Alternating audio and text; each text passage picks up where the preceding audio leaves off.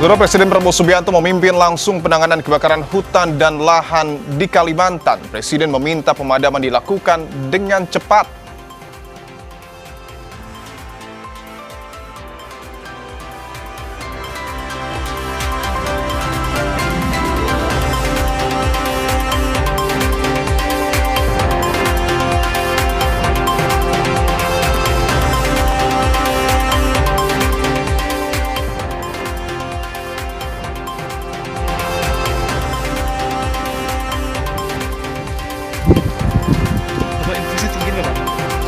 Helikopter dikerahkan untuk mengevakuasi korban gempa NTT yang terluka di sejumlah lokasi yang sulit dijangkau lewat jalur darat.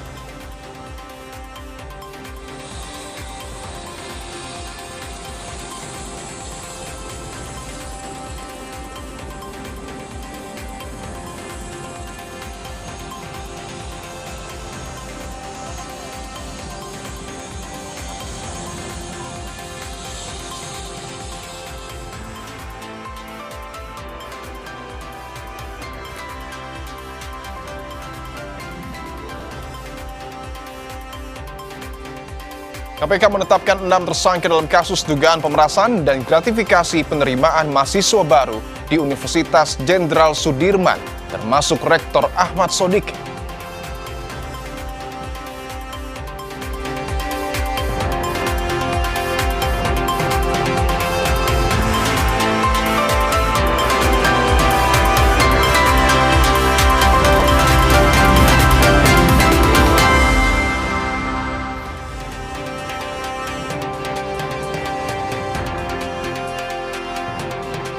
Halo, selamat sore saudara. Saatnya Anda menyaksikan program berita Kompas Petang hanya di Kompas TV, independen terpercaya. Hari ini hadir bersama Anda, saya Audrey Chandra. Dan saya Dipo Nurbahagia. Langsung saja kita mulai Kompas Petang saudara, selengkapnya.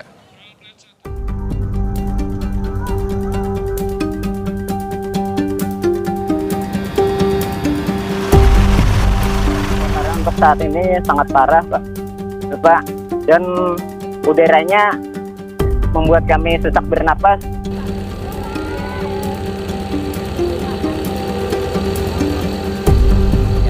Kalau mau dibandingkan dengan sekarang, lebih parah yang mana, Bang? Parah yang sekarang, Pak. Salahnya sini dekat terus dengan pemukiman warga, api-apinya.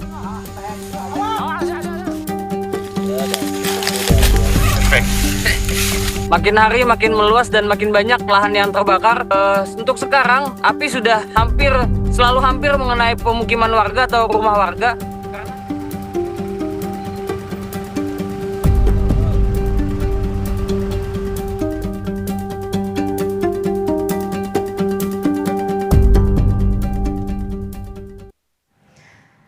Saudara, Presiden Prabowo Subianto memimpin penanganan kebakaran hutan dan lahan di Kalimantan Barat pada Sabtu siang. Satu di antara lokasi penanganan yang jadi prioritas Presiden Prabowo adalah lahan di Desa Limbang, Kabupaten Kuburaya, yang berada tidak jauh jaraknya dengan Bandara Internasional Supadio. Saat berkunjung, Presiden Prabowo Subianto sempat menyapa masyarakat yang berada tak jauh dari lokasi kebakaran.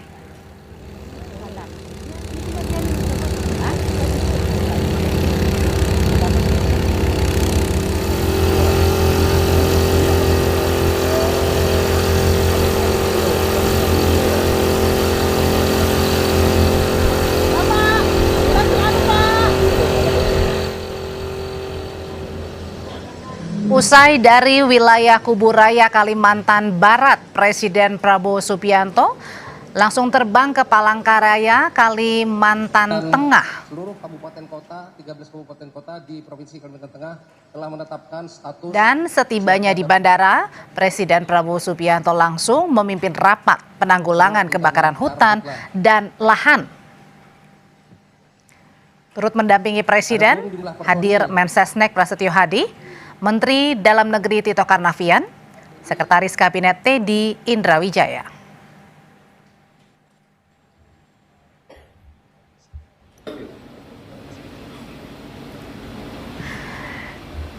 Kita akan terus memantau bagaimana penanganan dan juga rapat penanganan kebakaran hutan yang dipimpin langsung oleh Presiden Prabowo Subianto beserta dengan sejumlah jajaran di Palangkaraya Raya, Kalimantan Tengah. Dan seluruh kabupaten kota. Tetaplah bersama kami dan kita ke informasi masih terkait dengan kebakaran hutan dan lahan. Kebakaran hutan dan lahan di Kabupaten Berau, Kalimantan Timur semakin mendekati permukiman warga, saudara. Mulai besar. Di sini ada rumah warga. Minta tolong, damkar. Kayaknya rumah yang ada di sana pondok rumah itu. Ada 12 kecamatan yang terdampak kebakaran hutan dan lahan yang paling banyak terjadi di wilayah Teluk Bayur dengan 26 kasus menyebabkan api semakin mendekat ke permukiman warga. Pemadaman semakin sulit dilakukan karena titik karhutla sulit dijangkau dan cuaca terik serta angin kencang mempercepat penyebaran kebakaran. Data Damkar sementara mencatat ada 170 kejadian kebakaran hutan dan lahan dari bulan Januari 2026. Terbanyak terjadi di bulan Juli hingga Agustus. Yang ada di sana pondok rumah itu tidak bisa diselamatkan lagi itu. Terhitung mulai Januari ya sudah 107 kasus ya. Sehingga saat ini di bulan Agustus memang terbanyak itu di bulan Juli dan Agustus ini dan wilayah yang luas. Kalau sudah kebakaran tuh cuacanya cukup terik dan angin sangat kencang. Biasanya itu mempercepat penyebaran.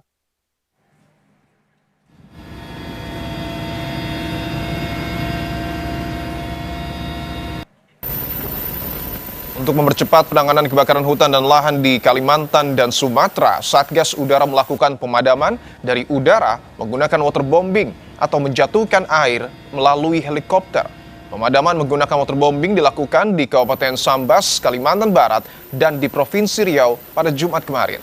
BNPB memetakan 6 prioritas provinsi penanganan kebakaran hutan dan lahan, diantaranya Kalimantan Barat, Kalimantan Tengah, Kalimantan Selatan, dan Riau. Prediksi puncak risiko karhutla terjadi hingga bulan September 2026.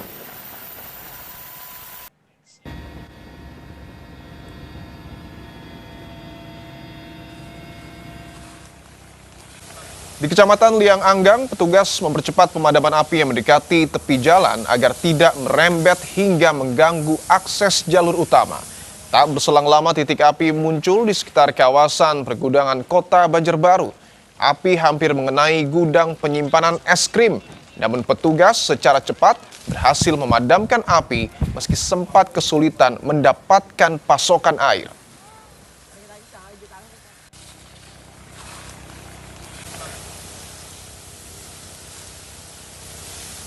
Hari ini baru saja kami selesai pemadaman di bahu jalan berjarak kurang lebih sekitar 50 meter dari jalan utama.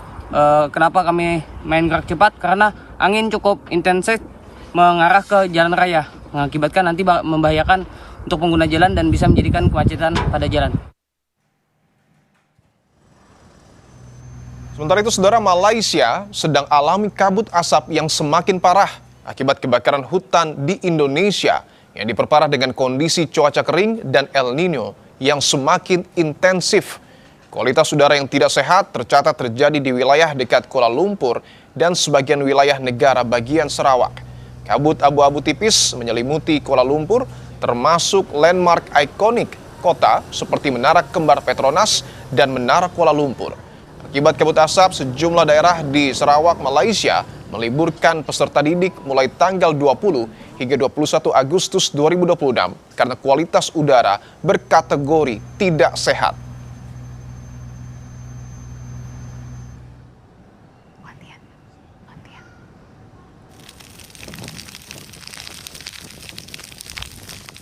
Soal dampak kabut asap yang memasuki wilayah Malaysia, Ketua Komisi 8 DPR RI Marwan Dasopang mengatakan penanganan kebakaran hutan dan lahan di Indonesia rumit karena luasnya area yang terbakar. Marwan menekankan negara tetangga seperti Malaysia dan Singapura punya peran atas terjadinya kebakaran hutan dan lahan di Indonesia. Oleh karena itu, Marwan meminta Malaysia dan Singapura untuk ambil peran dalam upaya pencegahan kebakaran hutan dan lahan. Hmm. 「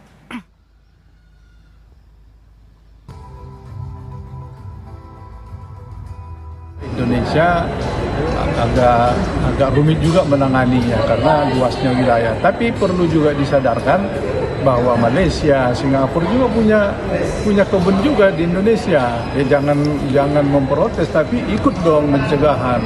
Dia buka sawit juga di sini, baik perusahaan maupun orang per orang. Nah, jadi jangan asal protes loh. Nah, itu kira-kira. Justru menurut kita, ya mereka punya peran juga dalam munculnya kebakaran hutan ini. Sisi kenegaraan kita boleh minta maaf, butuh bantuan, tapi dari sisi perilaku di lapangan mereka juga punya peran di situ.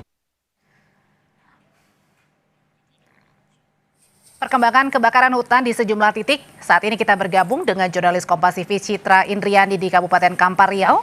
Di Banjarbaru, Kalimantan Selatan sudah ada jurnalis Kompas TV Tasya Aulia dan juru kamera Denny Hermawan. Serta di Kuching, Sarawak, Malaysia ada Wakil Astro Awani Sarawak Rudi Effendi Kalik. Tapi sekarang kita menuju ke Riau dulu, tepatnya di Kabupaten Kampar ada jurnalis Kompas TV Citra Indriani. Citra, ceritakan kepada kami lebih lengkap bagaimana perkembangan paling baru soal penanganan kebakaran hutan di Kampar Riau. Ya, Audrey dan juga saudara, hingga saat ini upaya pemadaman kebakaran hutan dan lahan di Desa Rimbo Panjang, Kabupaten Kampar Riau ini masih terus dilakukan karena kondisi kebakaran hingga saat ini masih terus meluas dan cukup dekat dengan pemukiman warga. Untuk itu petugas saat ini telah melakukan upaya pemadaman dengan melakukan penyekatan di sekitar lokasi yang terutama yang berdekatan dengan rumah-rumah warga, karena seperti di sebelah saya ini rumah warga hanya berjarak sekitar 20 meter dari lokasi kebakaran. Dan selain melakukan upaya pemadaman melalui jalur darat, tim Satgas juga melakukan upaya pemadaman melalui jalur udara dengan menurunkan helikopter waterbombing. Dan selain akibat kebakaran hutan dan lahan ini juga berdampak terhadap kabut asap yang ditimbulkan di pemukiman warga. Warga di sekitar lokasi ini sudah mulai mengeluhkan batuk serta sesak nafas akibat lokasi kebakaran yang cukup dekat dari lokasi kebakaran hutan ini, Audrey. Jarak antara kebakaran hutan dengan permukiman warga sudah semakin dekat, jaraknya hanya 20 meter di Kampar Riau. Terima kasih Citra Indriani. Lalu bagaimana di Banjarbaru, Kalimantan Selatan? Lebih lengkapnya kita akan tanyakan ke jurnalis Kompas TV, ada Tasya Aulia dan juru kamera Denny Hermawan. Tasya, kalau tadi di Kampar Riau Citra bercerita hanya sekitar 20 meter lagi kebakaran sudah hampir mendekati permukiman warga. Bagaimana kebakaran hutan di sana? Apakah pemadaman kebakaran hutan yang sempat juga mendekati permukiman warga di Banjarbaru kini sudah bisa ditangani? Baik, terima kasih Audrey dan juga saudara. Penanganan di Kalimantan Selatan termasuk di Kecamatan Liang Anggang, Kota Banjarbaru masih terus dilakukan. Hari ini sempat terjadi kejadian lagi di sekitar Liang Anggang di dekat gedung es krim yang mana di sana terjadi kebakaran dan api kembali menyala pada siang hari sekitar pukul 13.20. Hingga kini pemadam masih berjaga di sana untuk memantau karena kemungkinan api bisa kembali menyala. Selain itu, kebakaran yang terjadi di Kecamatan Liang Anggang ini, khususnya di daerah Pengayawan ini, itu sudah terjadi selama beberapa waktu terakhir. Sampai kemarin sore itu sempat terjadi kembali dan itu sangat dekat dengan rumah warga. Warga mengaku asap kabut dari karhutla ini sangat mengganggu kesehatan mereka dan mereka sangat khawatir apabila terjadi karhutla kembali. Mereka berjaga di rumah untuk meninjau jika api mendekat mereka akan membasahi area samping rumah agar tidak mengenai rumah. Tentunya saat ini pemadam kebakaran dan juga para relawan terus berjaga di posko untuk memantau dan penanganan karhutla sendiri telah dilakukan melalui berbagai jalur seperti juga jalur darat dan juga di jalur udara. Namun kendala yang saat ini dihadapi oleh para relawan tentunya karena lahan gambut yang bisa tiba-tiba aktif kembali api ketika cuaca panas. Selain itu juga karena jarak air atau sumber air itu jauh dari lokasi penanganan karhutla sendiri yang mengakibatkan para relawan kesulitan untuk memadamkan karhutla di sini.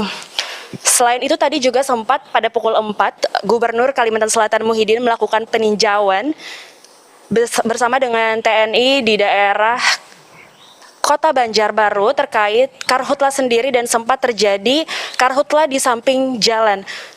Namun karena pemantauan dari jalur darat dan penanganan dapat berhasil dilakukan, waterbombing yang telah disiapkan untuk pemadaman sendiri ditarik kembali. Namun pada kenyataannya saat ini kondisi karhutla di Banjarbaru khususnya itu masih sangat mengkhawatirkan. Bisa kalian lihat sendiri saudara, di samping saya di sekitar sini, ini adalah kawasan karhutla yang terjadi di daerah Pengayuan. Dan tentunya ini mengkhawatirkan warga apabila cuaca masih ekstrim dan juga ada bekas pembakaran yang terkena angin ke sini ataupun putung rokok yang menyebabkan api menyala kembali. Demikian Audrey, terima kasih. Ya, Tasya, kami sangat mendengar sekali suara Anda meskipun sudah memakai masker tapi nampaknya terengah-engah begitu. Ceritakan kepada kami lagi lebih lengkap sebenarnya apa yang Anda rasakan saat ini ketika sudah menggunakan masker dan kebakaran lahan sangat dekat sekali dengan permukiman atau tempat Anda melaporkan saat ini.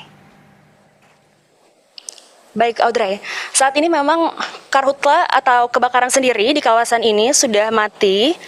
Seperti yang Anda lihat sendiri di sekitar sini, bekas dari kebakaran hutan dan lahan yang beberapa waktu lalu terjadi di Pengayuan, bisa kita lihat sendiri pohon maupun semak di sini terlihat bekas kebakaran dan sulitnya sumber air yang digunakan untuk memadamkan api jauh dari sini. Meskipun asap dari kebakaran ini sudah tidak terlihat, namun masih kita rasakan. Dan kita bisa cium di sini bau asap yang sangat mengganggu pernapasan. Demikian Audrey. Ya, meskipun apinya sudah padam tetapi asapnya sangat sekali terasa bagi warga termasuk juga jurnalis Kompas TV Tasya Aulia yang melaporkan langsung dari Banjarbaru, Kalimantan Selatan yang kondisinya kurang lebih hampir sama dengan yang dialami di Kampar Riau, Citra Indriani, di mana kondisi kebakaran hutan dan lahan yang terjadi di sana ini juga semakin dekat dengan permukiman warga. Langsung sekarang saat ini kita juga akan bergeser ke Kuching Sarawak, Malaysia karena yang berdampak atau yang terkena dampak dari kebakaran lahan dan hutan adalah juga asap yang hingga tercium sampai ke Kuching, Malaysia. Kita akan sapa ada jurnalis atau wartawan Astro Awani, Rudi Effendi Khalik. Selamat sore Mas Rudi, waktu Malaysia. Bagaimana saat ini situasi paling baru di Kuching? Apakah kabut asap masih sangat terasa sekali di sana? Ya, terima kasih Audrey.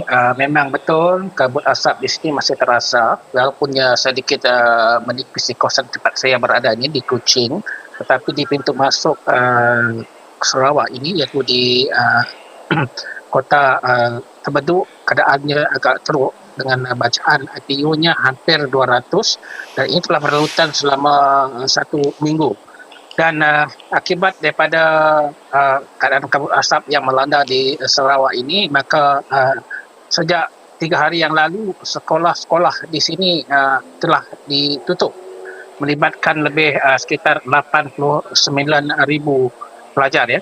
Dan sekolahnya 509 buah sekolah telah ditutup sehingga ke kawasan tengah Sarawak. Keadaan ini cukup membimbangkan kerana udaranya tidak sihat. Dan kebanyakannya adalah memang rentas sempadan daripada Kalimantan mampir ke sini dan keadaannya menyebabkan orang ramai mula khawatir. Ada beberapa program aktivitas yang dirancangkan sebelum ini telah dibatalkan. Waima yang terlibat dalam acara yang memperingati Hari Kemerdekaan yang akan dilangsungkan pada 31 Ogos di Kapit. Dan kita berharap keadaan ini akan pulih sedikit masa lagi jika hujan turun seperti yang berlaku 2 hari lepas. Tetapi apa yang berlaku pada hari semalam itu adalah satu kejutan bagi rakyat Sarawak setelah keadaan kembali sedikit pulih. Tiba-tiba kabut yang lebih tebal datang lagi pada semalam dan ini menyebabkan kerajaan terpaksa melakukan tindakan yang lebih agresif. Itu ya. Ya, karena dekat dengan Kalimantan, maka Sarawak Malaysia ini menjadi wilayah yang paling terkena juga dampaknya dari kebakaran lahan dan hutan di wilayah Kalimantan. Terima kasih wartawan Astro Awani Rudi Effendi Kalik. Saudara, seorang ibu melahirkan di tengah gempa susulan yang masih mengguncang Nusa Tenggara Timur. Sang ibu melahirkan melalui operasi sesar di tenda darurat yang didirikan di RSUD Airamo di Kabupaten Nagekeo.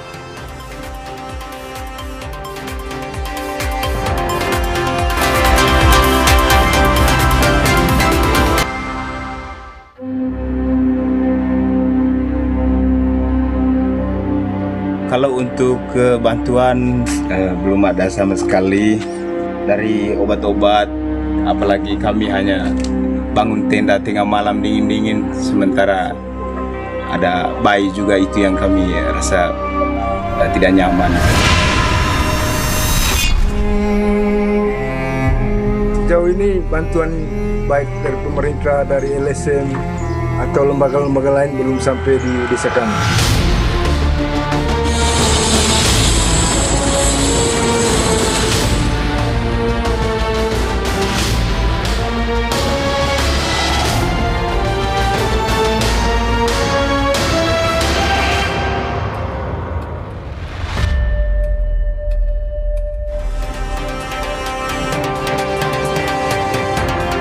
Kompas Petang kami lanjutkan, saudara. Seorang ibu melahirkan di tengah gempa susulan yang masih mengguncang Nusa Tenggara Timur. Sang ibu melahirkan melalui operasi sesar di tenda darurat yang didirikan di RSUD Airamo di Kabupaten Nagekeo.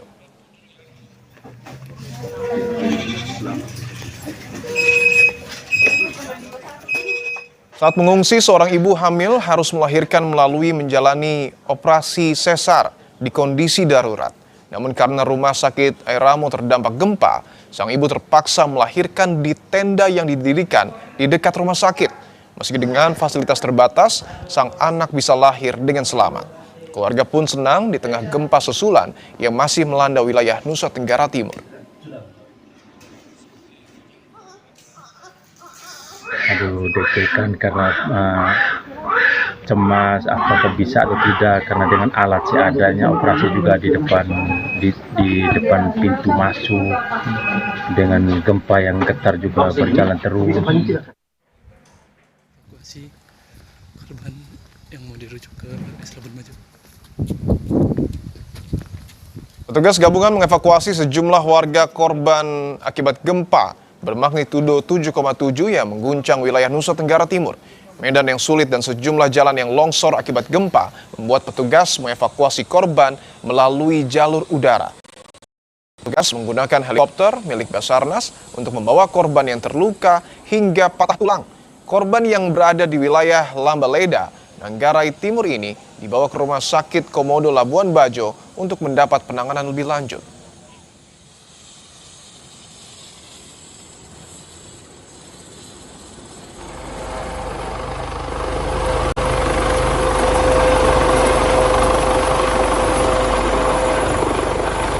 Sementara itu, kantor SAR Maumere bersama Basarnas mengevakuasi jenazah relawan kemanusiaan yang meninggal saat menjalankan misi penanganan yang mengguncang NTT.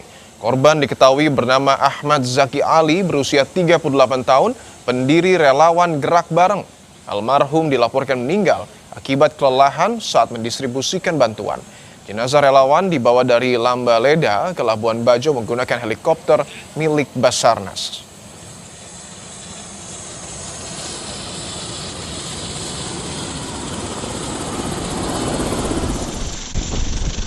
Memantau kondisi terkini korban gempa, kita sudah terhubung dengan jurnalis Kompas TV Jon Hamonangan bersama juru kamera Andika Pratama yang berada di wilayah Reo, Manggarai, Nusa Tenggara Timur. Jona, di tempat Anda melaporkan sekarang, bagaimana keadaannya pasca gempa di sana? Ya, Audrey, saat ini saya berada di Kampung Jengok di Pagal, Cibal, Kabupaten Manggarai NTT. Ini merupakan satu dari ada mungkin sekian daerah yang bisa dikatakan masih terisolir. Bisa dibayangkan, saya menemukan lokasi ini sebenarnya secara tidak sengaja. Jadi ketika saya sedang ingin buang air kecil, saya melihat ke bawah dan ternyata masih ada yang menggunakan tenda darurat. Jadi kalau Anda melihat ke atas, ini mungkin kurang lebih sekitar 10-15 meter, ini berada di pinggir jalan besar dan lokasinya ada di lereng, bisa dikatakan begitu. Jadi kami pun bisa live pun menggunakan bantuan Starlink dikarenakan memang sinyalnya tidak terlalu baik. Jadi di rumah ini bahkan untuk mandi pun itu masih menggunakan MCK darurat. Jadi bisa dibayangkan selama seminggu pasca gempa mereka tidak bisa masuk ke rumah dikarenakan masih sering potensi gempa susulan. Jadi menggunakan seadanya. Untuk tinggal pun ini menggunakan tenda darurat seperti ini. Jadi pemerintah daerah ataupun pemerintah kabupaten bisa memberikan bantuan mungkin ke Kampung Jagal ini dikarenakan masih banyak yang belum terima bantuan. Di kampung ini ada 40 kepala keluarga dan mayoritas kami melihat kurang lebih juga sama kondisinya di terpal seperti ini dan membutuhkan bantuan tidak hanya makanan tapi juga seperti selimut dan kebutuhan lain yang tentu saja dalam rangka menjaga higienitas. Nah, saya akan berbincang dengan Pak Laurentius ya. Pak Laurentius ini adalah pemilik di rumah yang berada di bawah di lereng bukit ini. Pak, apa kabar? Baik, Pak. Baik ya. Ini kan pasca gempa ya, sudah 1 minggu. Kalau kita melihat distribusi logistik ini kan belum merata. Nah, kalau Bapak sendiri, apa bantuan yang Bapak butuhkan? Bantuan yang kami butuhkan itu, Pak, yang pertama untuk terpal, yang kedua makanan, yang ketiga untuk selimut, terus bersama kebutuhan-kebutuhan yang lain untuk butuh dalam rumah tangga gitu, Pak. Karena itu memang kita belum mencukupi itu tuh. Dari pihak kampung atau mungkin dari pihak kecamatan kelurahan ya, sudah ada nggak yang memberikan bantuan? Belum ada, Pak. Kalau dari paroki memang sudah ada, tapi dari kelurahan belum. Ya. Kalau Bapak sendiri ini ada berapa anggota keluarga?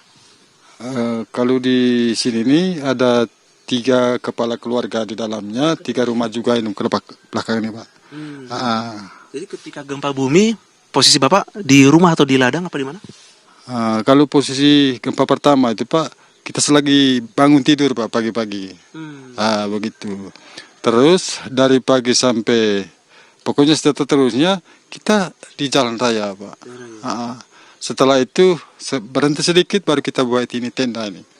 3 malam di sini, Pak, baru mereka sudah tidak tahan, akhirnya mereka lari ke Pagal. Saya sendiri dalam rumah sini, Pak. Ya.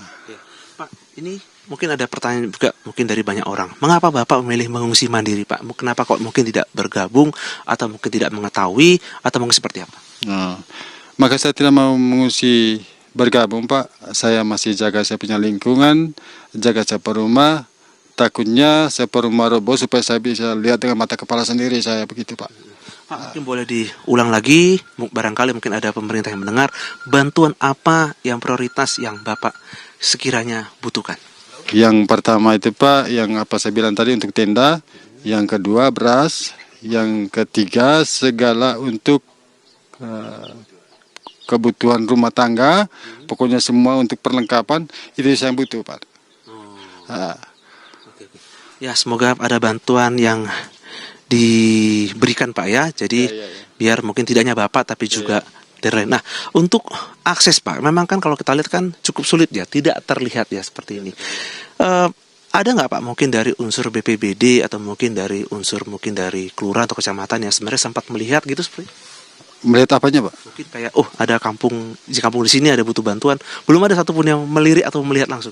Sudah, Pak. Sudah ada dari kelurahan itu hari kelurahan sendiri yang datang waktu itu. Terus ya sudah informasi ke sana, tidak tahu hasil akhirnya ke sana itu tidak tahu bagaimana, tapi belum ada istilahnya ada bantuan satu apapun dari kelurahan belum ada. Nah, kalau di kampung ini, Pak, kan ada 40 kepala keluarga ya kurang lebih ya. Kalau untuk jumlahnya berapa, Pak? Bapak tahu kurang lebih?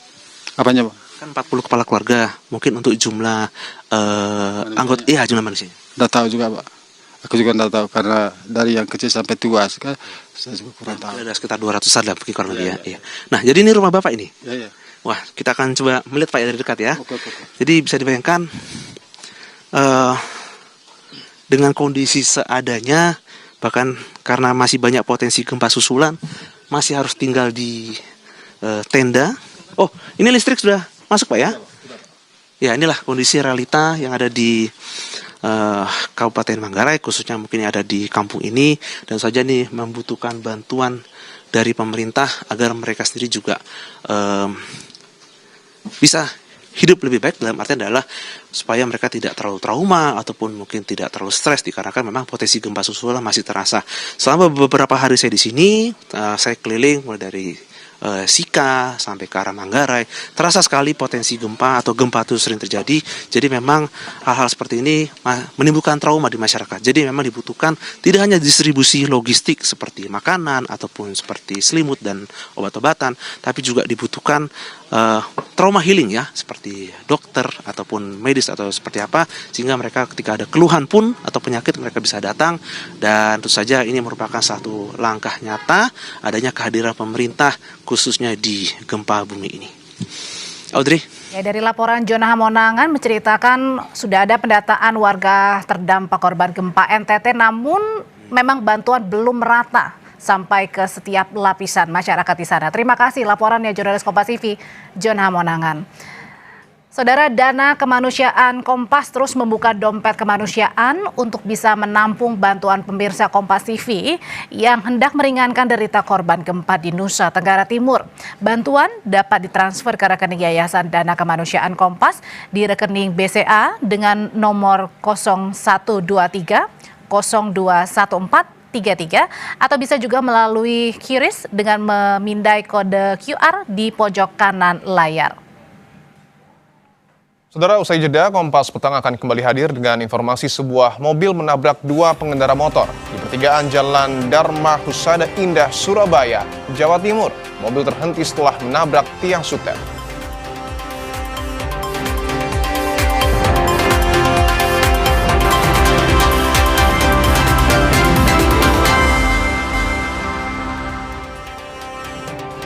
Anda masih menyaksikan Kompas Petang, saudara. Sebuah mobil menabrak dua pengendara motor di pertigaan Jalan Dharma Husada Indah, Surabaya, Jawa Timur. Mobil akhirnya terhenti setelah menerjang masuk area taman dan menabrak tiang sutet. Mobil SUV yang dikemudikan warga lansia berusia 70 tahun diduga hilang kendali saat di pertigaan jalan hingga menabrak dua pengendara motor. Salah satu korban dalam kondisi hamil alami luka ringan dan langsung dibawa ke rumah sakit. Proses pemindahan mobil dari area taman membutuhkan waktu 1,5 jam karena mobil harus diangkat menggunakan kren. Kecelakaan ini masih ditangani unit Laka Lantas Polrestabes Surabaya.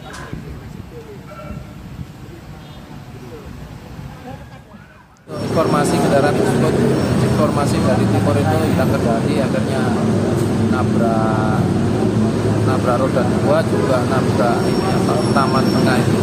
Ya, pengemudi roda 2 itu ibu-ibu hamil dan mengalami luka-luka dan shock, terus langsung dibawa ke rumah sakit Siloam.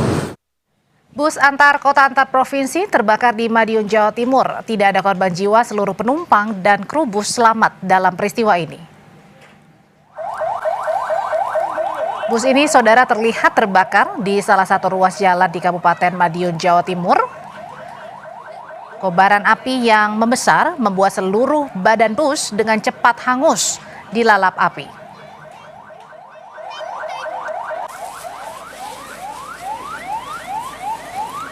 Polisi masih melakukan penyelidikan dan menurut pengemudi bus, sebelum terbakar sempat muncul asap putih dari bagian belakang bus. Melihat adanya asap, pengemudi kemudian menepikan bus. Sebelum muncul api yang lebih besar, polisi kini masih melakukan penyelidikan soal penyebab kebakaran.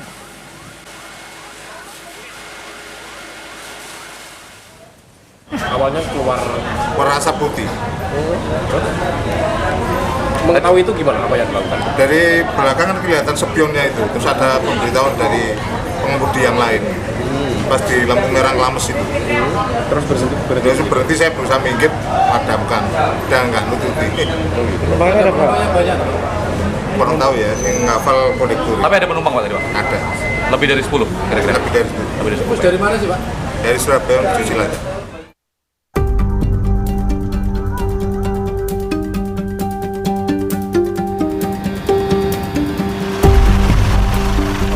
saat ini sangat parah, Pak.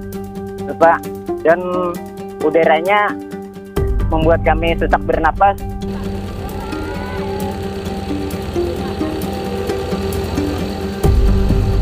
Kalau mau dibandingkan dengan sekarang, lebih parah yang mana, Bang? Parah yang sekarang, Pak. Salahnya sini dekat terus dengan pemukiman warga, api-apinya.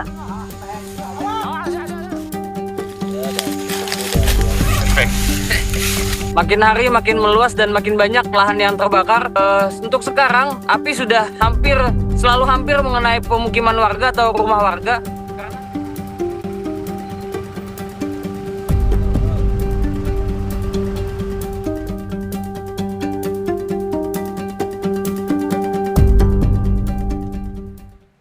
Kita perbarui informasi terkait kebakaran hutan dan lahan. Seorang pelajar berseragam Superman membantu petugas padamkan kebakaran lahan di Kota Palangkaraya.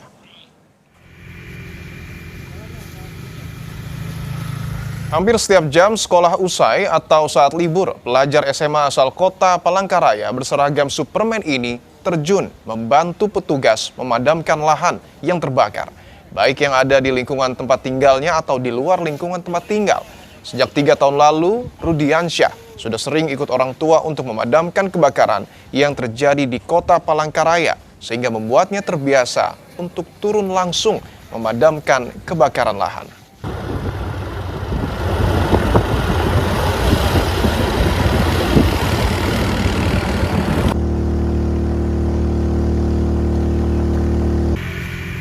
Pertama itu saya ikut tuh cuma iseng-iseng aja. Daripada di rumah main HP. Setelah pulang sekolah, lebih baik aku bantu mereka sini. Pertama itu cuma iseng. Kemarin itu kan waktu aku buka lemari nemu ini kostum ini, langsung aku pakai aja ke lahan. Nggak khawatir Pak dengan resikonya di kondisi kebakaran lahan seperti ini? Kalau itu risikonya dia kan sudah pengalaman udah gitu. Nah dari 2023 udah paham udah. Terjun langsung ke lapangan, Pak? Terjun Langsung dia ikut megang segala nozzle, kadang hidupin segala mesin, paham dia udah.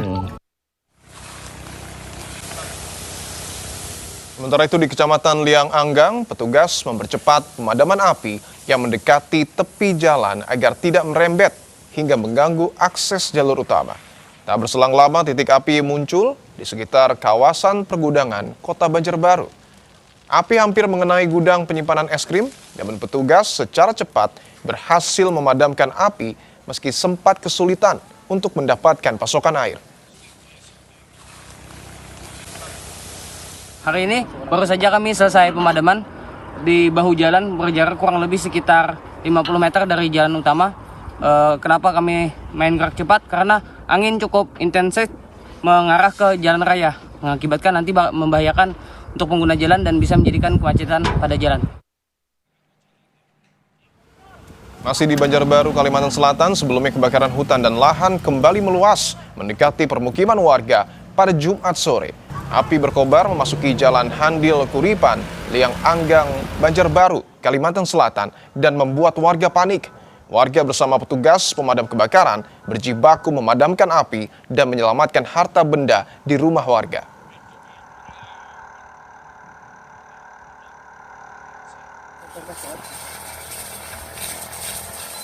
Tim Satgas masih berjibaku memadamkan api. Kebakaran menyebabkan asap menyelimuti rumah warga. Saat kabut asap pekat, warga terdampak di Kampar berupaya mencari tempat aman untuk hindari pekatnya asap. Proses pemadaman kebakaran hutan dan lahan masih dilakukan tim Satgas Gabungan Manggala Agni, BPBD, TNI, dan Polri. Petugas saat ini fokus untuk padamkan kepala api agar kebakaran tidak meluas. Dari data BMKG Pekanbaru terpantau sebanyak 97 titik hotspot yang tersebar di 9 kabupaten kota di Riau. Kalau asap itu memang ya pekat lah, namanya kebakaran kayak gitu, ngebalik ke sini kan, rumah pun hampir tidak nampak kan ibaratnya kan gitu kan. Kalau malam sempat khawatir nggak Pak? Kalau malam ya khawatir lah, punya anak kecil, kalau asapnya kuat tentu kita pergi dulu kan, nggak mampu ngirup asap segitu. Kemarin Pak ada yang pergi keluar karena asap pekat? Ke BTN situ. Mengungsi atau apa? Enggak lah, ya lari aja, menjelang asap balik lagi ke sana gitu. Cari tempat aman. Cari yang aman aja. Gitu. Bagaimana kondisi penanganan kebakaran hutan dan lahan di Kalimantan Selatan? Saat ini kita berbincang dengan personil BPBD Provinsi Kalimantan Selatan, Muhammad Rijali, dan nanti juga akan segera bergabung. Ada relawan yang memakai kostum Superman juga membantu memadamkan api. Ada Rudiansyah nanti akan juga bergabung. Tapi saya mau menyapa dulu, sudah ada di Provinsi Kalimantan Selatan dengan Mas Muhammad Rijali, personil BPBD Provinsi Kalimantan Selatan. Bang Rijali, selamat sore. Selamat sore. Bang Rijali, saya mau tahu dulu ini jadi seluruh titik kebakaran tempat Anda saat ini berada sudah padam sepenuhnya? Untuk saat ini masih belum padam karena ada beberapa titik yang cukup jauh akses dan berjarak sekitar 700 meter dari jalan raya dan pemukiman warga. Anda mengatakan juga saat ini titik apinya dalam wawancara sebelumnya ini sudah semakin dekat dengan permukiman warga. Lalu kenapa kira-kira kebakaran lahan ini semakin mendekati permukiman warga, Bang Rijali? Ya, betul. Terima kasih. Untuk angin yang cukup kencang dan cuaca cukup panas itu yang memicu gelombang api itu mendekati pemukiman. Dan kami berjibaku di lapangan secepatnya untuk mengatasi pemadaman yang mendekat pemukiman warga ataupun bangunan-bangunan yang ada di bahu jalan. Bang Rijali, sebenarnya titik api ini hanya satu saja atau beberapa titik api sehingga tadi menyulitkan pemadaman? Satu sudah selesai, titik lainnya muncul. Ya, kalau untuk titik api hari ini saja kurang lebih sekitar 6 titik api di zona yang saya tanggung jawabi. Adapun yang tadi baru selesai kami padamkan berjumlah 2 titik yang lumayan mendekati permukiman warga dan mendekati pertokoan-pertokoan besar. Jadi yang mendekati permukiman warga saat ini gimana kondisi warga di sana? Untuk warga tetap kami antisipasi agar menjauh dari titik api tersebut supaya tidak membahayakan dan tidak menjadi korban. Lalu adakah permukiman atau rumah warga atau mungkin pertokoan yang sudah terkena akibat dampak dari kebakaran? Kalau untuk bangunannya saat ini masih belum ada. Masih kami antisipasi agar tidak terkena bangunan-bangunan tersebut di lahap api. Oke, kalau untuk khusus hari ini tadi kan tempat Bang Rudi memadamkan ada 6 titik ya tadi ya? Betul. Iya, betul. Itu apa yang paling menyulitkan prosesnya untuk pemadaman 6 titik? Ya, kalau untuk saat ini yang paling sulit itu terkendala dari air karena titik air cukup jauh dan beberapa penampungan masyarakat kayak kanal kecil segala macam itu sudah habis karena kering semua. Jadinya gimana untuk memadamkan api? Jadi untuk pemadaman tersebut kami menggunakan unit tangki kapasitas 5.000 dan kapasitas 10.000. Jadi untuk main supply untuk pemadaman di lapangan. Jadi ini masih menggunakan darat ya untuk pemadamannya ya? Betul. Oke, kalau dari kondisi teman-teman Bang Rijali dan juga kondisi teman-teman BPBD bagaimana saat ini? Untuk kondisi teman-teman di lapangan dan kami yang standby di posko, untuk saat ini insya Allah masih sehat semua dan masih bisa untuk bertugas. Kalau dari Bang Rijali melihat dari selama minggu ke minggu dari Juli sampai dengan Agustus setidaknya sampai dengan beberapa bulan belakangan ini, bulan mana yang kira-kira paling parah ini terdampak kebakarannya? Baik, kalau untuk yang paling parah itu di bulan Agustus karena untuk pemadamannya cukup ekstra dan kami semua untuk istirahat pun sedikit. Kalau untuk bulan Agustus itu sepengetahuannya Bang Rijali yang Bang Rijali lihat, apakah karena memang karena faktor lebih ke cuaca atau karena ada kesengajaan? Mungkin kesengajaan itu bisa disebut juga ada, dan untuk cuaca itu sangat mendukung untuk dilakukan yang namanya kesengajaan. Oke, ada oknumnya, kemudian juga karena ditambah faktor cuaca sehingga mempercepat kebakaran ini semakin meluas ya Bang ya. Oleh karena itu Abang sendiri mungkin atau teman-teman pernah melihatkah atau pernah melaporkan kejadian ini yang dengan melihat sendiri ada yang sengaja membakar? Kalau untuk kami yang standby di posko belum ada pernah melihat, tetapi setiap ada temuan titik api itu masyarakat yang melaporkan, ataupun kami yang melakukan patroli, api itu sudah jadi dan membesar. Oke, Bang Rijali, ini kan kebakaran lahan bukan hanya terjadi sekali ini saja ya, tetapi hampir setiap tahun berulang ya Bang ya? Iya, betul. Iya, kira-kira dari Abang sendiri melihat apakah lebih tadi karena faktor seperti apa sehingga pemadaman dilakukan tapi kemudian berulang lagi, terjadi lagi kebakaran? Kalau untuk pemadamannya, itu memang kami lakukan setiap hari. Dengan cuaca yang ekstrim cukup panas, kami bisa memadamkan dengan ekstra, dalam artian itu dikatakan sudah padam, tetapi karena di lahan ini disebut dengan lahan semi gambut yang memiliki gambutnya kurang lebih sekitar setengah meter, bisa dipadamkan di bagian atas, di bagian tanahnya yang 1,5 meter ke dalam itu belum tentu padam. Oke, jadi masih ada pekerjaan lagi ya, karena tadi masih ada di bawah-bawahnya lagi ya, lapisan lagi ya, yang belum sepenuhnya padam. Baik, terima kasih. Ya, terima kasih personil BPBD Provinsi Kalimantan Selatan, Muhammad Rijali yang bercerita di mana kebakaran lahan di sana sudah semakin dekat dengan permukiman warga. Saudara, usai jeda ada informasi terkait KPK menetapkan 6 tersangka dalam kasus dugaan pemerasan dan gratifikasi penerimaan mahasiswa baru di Universitas Jenderal Sudirman, termasuk Rektor Ahmad Sodik.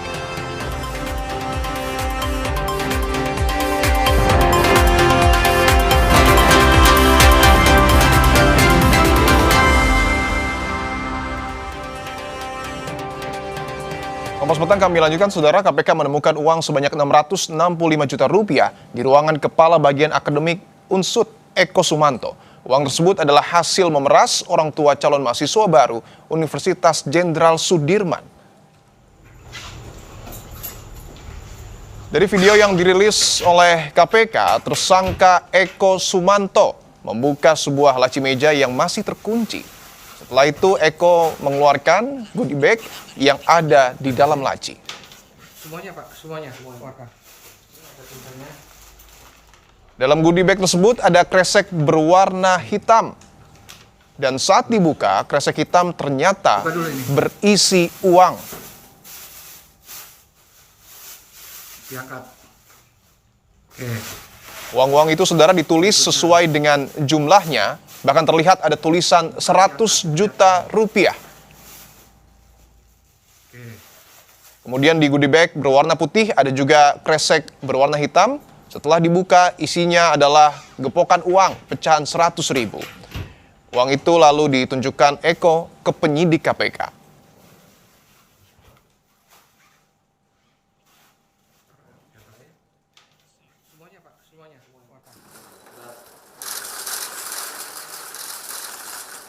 Komisi Pemberantasan Korupsi lantas menetapkan 6 tersangka dalam kasus dugaan pemerasan dan gratifikasi penerimaan mahasiswa baru di Universitas Jenderal Sudirman. Ke-6 tersangka dibagi dalam 3 klaster, di mana klaster pertama adalah Wakil Rektor 3 Bidang Kemahasiswaan Unsut atas nama Norman Ari Prayogo, yang diduga meminta uang 650 juta rupiah ke orang tua calon mahasiswa Fakultas Kedokteran jalur mandiri. Permintaan itu melalui 2 perantara, yaitu Dian Mulia Wardana dan Adi Wiharto, yang merupakan Wakil Ketua DPC Partai Gerindra Banyumas. Sementara klaster kedua, yakni Rektor Unsut Ahmad Sodik, yang memberikan kode perintah kepada tersangka Mulyono, keponakannya, untuk tidak meminta uang di awal. Dan di klaster ketiga, yakni Eko Sumanto, selaku Kepala Bagian Akademik Unsut. Eko melakukan tawar-menawar mahar dengan pihak pengepul penerimaan mahasiswa baru jalur mandiri atas pengetahuan Rektor Ahmad Sodik.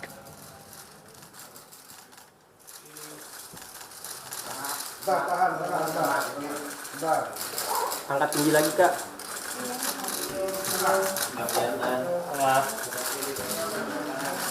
Oke, terima kasih. Cukup, teman-teman. Baik, terima kasih. Saudara ASO memberikan perintah kepada MYN selaku keponakan dan sekaligus pihak swasta yang memang digunakan oleh Saudara Rektor atau ASO untuk mengerjakan proyek-proyek di lingkungan Unsud dengan memberikan perintah dalam rangka penerimaan mahasiswa baru dengan kode jangan diminta di awal. Jika dikasih, bilang terima kasih. Ini kode atau arahan-arahan atau perintah-perintah yang sering digunakan oleh Saudara ASO selaku Rektor kepada Saudara MYN ketika ada pihak-pihak orang tua atau mahasiswa baru yang akan melakukan pengurusan di jalur mandiri. Ada klaster yang ketiga, Saudara ES atas pengetahuan Saudara ASO melakukan tawar-menawar mahar. Ada negosiasi atau ada semacam transaksi dengan pihak pengepul dalam proses penerimaan mahasiswa baru jalur mandiri. Usai diperiksa sebagai tersangka, KPK langsung menahan ke-6 tersangka di Rumah Tahanan Cabang Gedung Merah Putih KPK selama 20 hari ke depan. Dalam operasi tangkap tangan ini, KPK menyita uang tunai senilai Rp665 juta dan saldo dalam rekening senilai Rp99 juta. Jangan nangis Pak, tenang Pak. Pak, duitnya buat apaan Pak? Duitnya buat main slot Pak ya? Bapak main slot Pak ya? Warek. Warek ini warek. Saya mau kuliah. Ayo.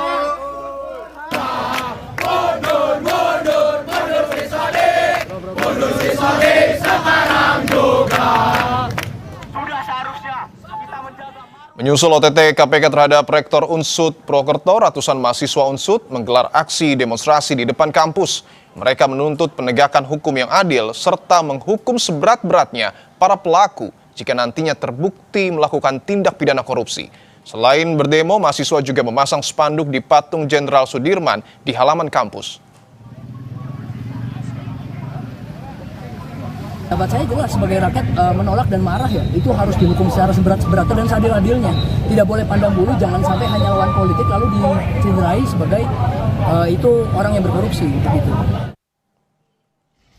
Ditangkapnya Rektor Universitas Jenderal Sudirman mengungkap proses penerimaan mahasiswa jalur mandiri menjadi lahan basah korupsi. Kita bahas bersama Koordinator Nasional Pemantau Pendidikan Indonesia, Ubaid Matraji, dan juga ada pakar hukum tindak pidana pencucian uang, Yenti Garnasih. Bang Ubaid Matraji dan juga Bu Yenti Garnasih, selamat petang semua. Selamat petang. Selamat petang. Baik, saya ingin ke Bang Ubaid terlebih dahulu bahwa korupsi di proses penerimaan mahasiswa jalur mandiri, apakah ini merupakan hal baru atau kerap Anda temukan, Bang Ubaid, di banyak kampus negeri? Sebenarnya ini sama sekali bukan modus baru ya, dan juga bukan pula kasus yang baru pertama kali ditemukan. Setiap musim penerimaan mahasiswa baru selalu ada temuan soal kasus ini gitu. Ya. Tetapi sudah menjadi rahasia umum bahwa jalur mandiri ini adalah memang jalur di mana ada pintu-pintu atau celah ya, penyelewengan dana atau dalam tanda kutip jual beli kursi kuliah ya gitu. Yang ini dimanfaatkan oleh kampus untuk mengeruk ya keuntungan sebesar-besarnya sebagai bagian dari pendapatan ketika penerimaan mahasiswa baru gitu. Jadi sejak lama ini terjadi dan bahkan sudah banyak ya usulan dan juga rekomendasi karena jalur mandiri ini sangat merusak integritas dan juga reputasi kampus. Banyak sekali pimpinan-pimpinan kampus, nggak hanya sekarang yang sedang ramai di Unsud, tapi juga kampus-kampus yang lain terlibat kasus penerimaan jalur mandiri, lalu ada praktek jual beli kursi kuliah ya. Karena itu memang kehadiran jalur mandiri ini ya, keberadaannya ini memang menimbulkan tanda tanya besar. Jadi ini jalur yang sangat gelap dan memberikan karpet merah bagi mahasiswa atau orang tua yang memberikan uang lebih kepada kampus gitu ya. Tapi kasus dugaan korupsi ini apakah memang hanya di Fakultas Kedokteran, Bang Ubaid, atau mungkin ada di fakultas lain? Iya, tidak hanya di Fakultas Kedokteran ya, tapi juga di fakultas-fakultas lain juga sama. Ketika fakultas itu diminati oleh banyak calon mahasiswa, maka jalur mandiri juga menjadi jalur di mana celah ya jual beli kursi kuliah ini terjadi di jalur mandiri gitu. Kita sebenarnya menyayangkan ya kenapa ada jalur mandiri Dan terbukti beberapa tahun ya ada banyak sekali korban dari orang tua atau mahasiswa. Mereka berprestasi, mereka punya integritas yang baik, tapi ketika diminta sejumlah uang untuk membeli kursi kuliah oleh oknum-oknum pimpinan kampus, mereka tidak bisa bayar dan mereka nggak bisa masuk kampus gitu. Tapi ini yang salah artinya jalur mandirinya yang memang tidak disubsidi oleh pemerintah atau memang oknum-oknum di dalam kampus itu? Menurut saya sistem jalur mandirinya ini yang bermasalah. Jadi tidak hanya oknum, karena jalur mandiri ini sistem yang memang tidak transparan dan tidak akuntabel ya. Tidak seperti jalur yang lain. Contoh ada kan penerimaan mahasiswa berbasis prestasi, ada juga berbasis tes ya. Jadi ini memang jalur mandiri ini agak lain dengan dua jalur yang saya sebutkan tadi. Karena memang jalur mandiri ini menjadi otonomi kampus untuk menentukan berapa kuotanya, berapa besar biayanya yang harus dibayar oleh mahasiswa. Dan otonomi kampus ini memanfaatkan ya ceruk ini untuk meraih keuntungan atau mendapatkan uang sebanyak-banyaknya dari jalur mandiri ini. Karena itu jalur mandiri ini hanya dikhususkan bagi mereka ya, seakan-akan ya bagi mereka yang mampu bayar saja gitu. Apapun kemampuan akademiknya, walaupun tidak punya prestasi, bahkan tidak layak sekalipun, tetapi orang tuanya sanggup membayar dengan uang yang dengan jumlah yang fantastis, itu mereka mendapatkan kartu merah. Baik, saya ingin ke Bu Yenti, ada beberapa hal yang saya garis bawahi. Bang Ubaid mengatakan jalur mandiri adalah karpet merah, termasuk juga ada oknum otonomi kampus. Saya ingin tanyakan Bu Yenti, pemerasan ini apakah semata-mata dalangnya adalah sang rektor? Lalu bagaimana pola korupsi seperti ini terjadi? Ya, ini kan kemungkinannya kan antara pemerasan. Kalau pemerasan itu inisiatifnya dari universitas siapapun itu oknumnya. Jadi dia menawarkan, ini tadi kan ada keponakan, berarti kan ada nepotisme juga ya, ponakan yang menawarkan gitu ya. Kalau tadi dikatakan oleh KPK kemungkinan juga ada suap menyuap. Kalau suap menyuap bisa jadi yang kemungkinan tidak bisa diterima, kemudian dia yang inisiatif menyuap, meminta pihak kampus untuk dia diterima.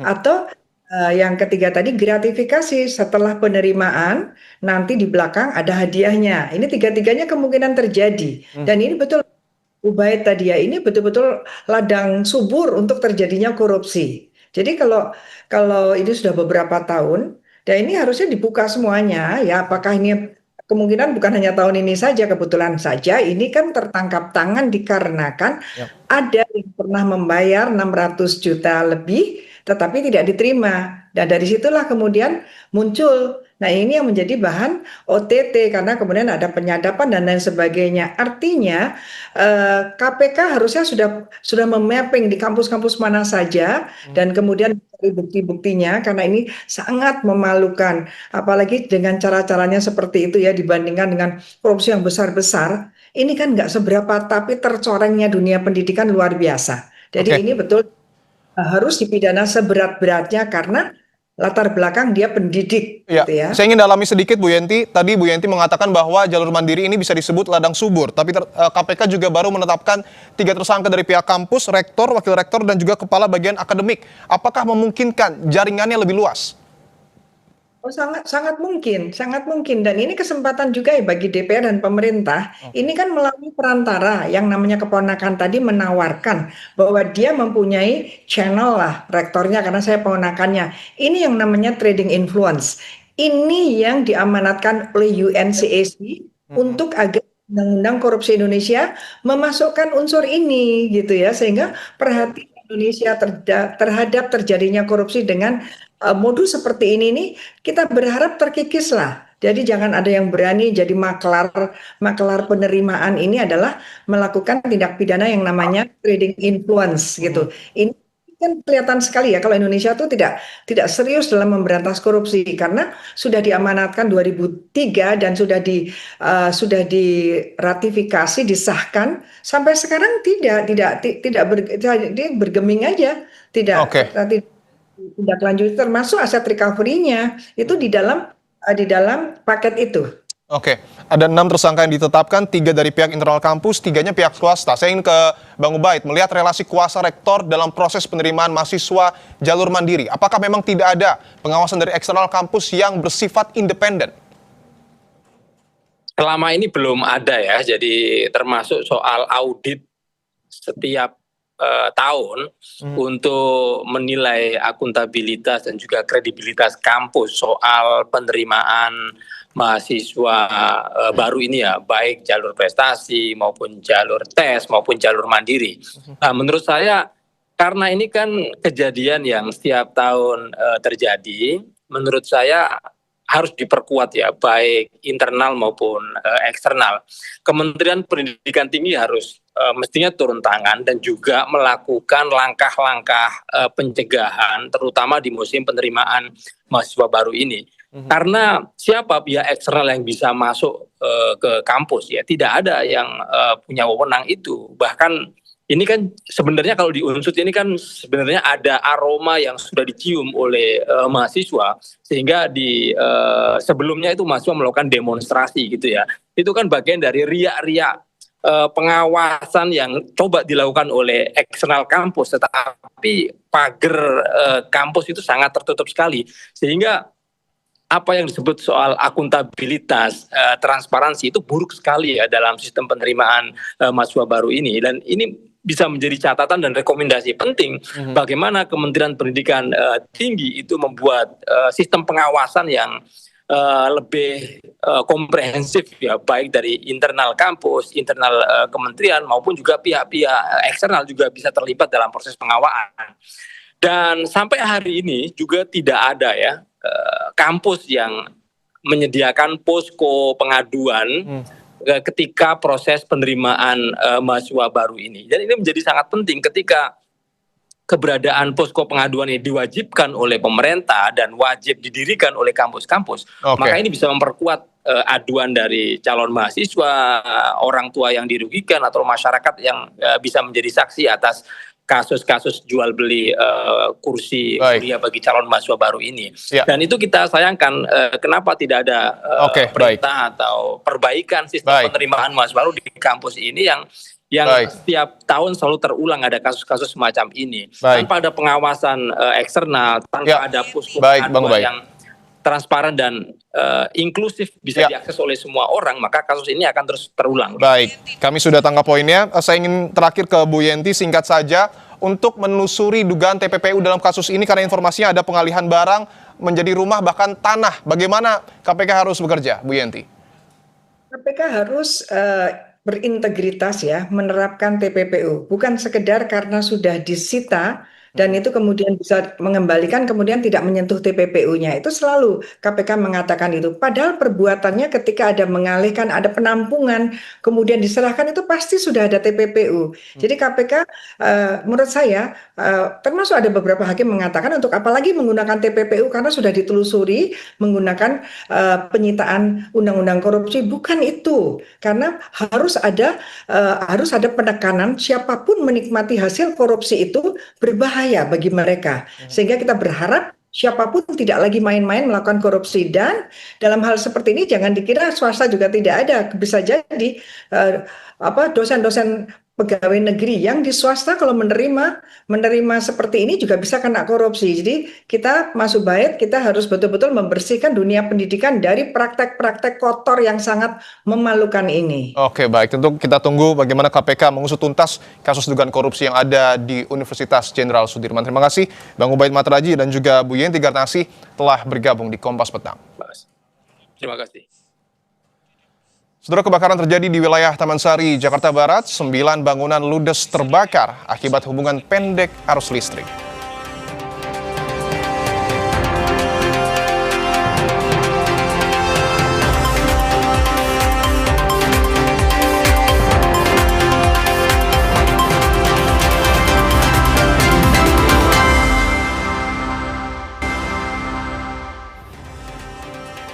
Saudara, kebakaran terjadi di wilayah Taman Sari, Jakarta Barat. 9 bangunan ludes terbakar akibat hubungan pendek arus listrik.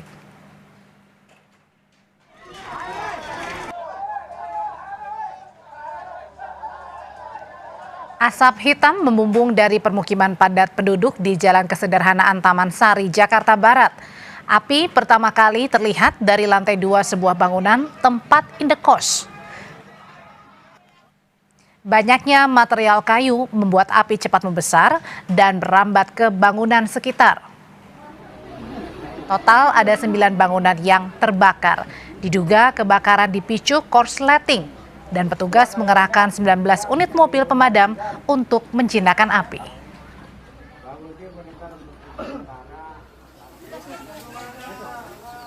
Pengarahan awal unit ada 7 unit dari pos Kerendang, Jembatan Besi, sektor Taman Sari, pos Lokasari dan pos Mangga Besar.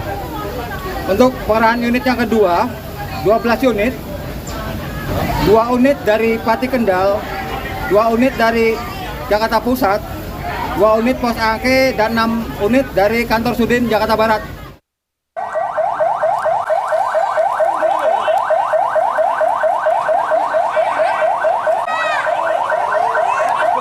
Masih soal kebakaran, tapi ini terjadi di bus antar kota antar provinsi terbakar di Madiun, Jawa Timur, Sabtu siang.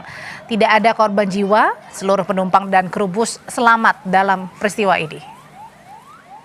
Bus ini, saudara, terlihat terbakar di salah satu ruas jalan Kabupaten Madiun. Kobaran api yang membesar membuat seluruh badan bus dengan cepat hangus dilalap api. Polisi masih melakukan penyelidikan, namun menurut pengemudi bus sebelum terbakar sempat muncul asap putih dari bagian belakang bus. Melihat adanya asap, pengemudi kemudian menepikan bus sebelum muncul api yang membesar. Polisi masih terus melakukan penyelidikan soal penyebab kebakaran.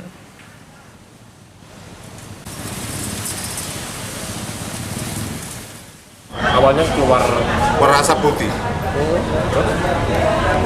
Mengetahui itu gimana, apa yang dilakukan? Dari belakang kan kelihatan spionnya itu, terus ada pemberitahuan dari pengemudi yang lain. Pas di lampu merah lames itu. Terus berhenti, saya berusaha minggir, padamkan, dan nggak nututi. Penumpangnya ada banyak? Kurang tahu ya, yang ngafal konektor. Tapi ada penumpang Pak tadi Pak? Ada. Lebih dari 10 kira-kira? Lebih dari 10. Terus dari mana sih Pak? Dari Surabaya menuju Cilacap. Tawuran 2 kelompok kembali terjadi di kawasan Bukit Duri, Jakarta Selatan, Jumat sore kemarin.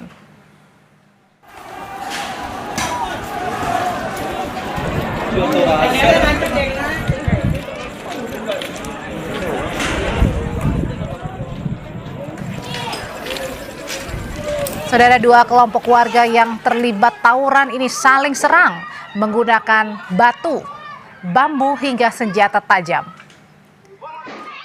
Menurut salah satu ketua RT, tidak ada yang tahu pasti penyebab tawuran. Namun dari informasi awal, ada serangan petasan saat beberapa warga sedang duduk di sekitar rumah.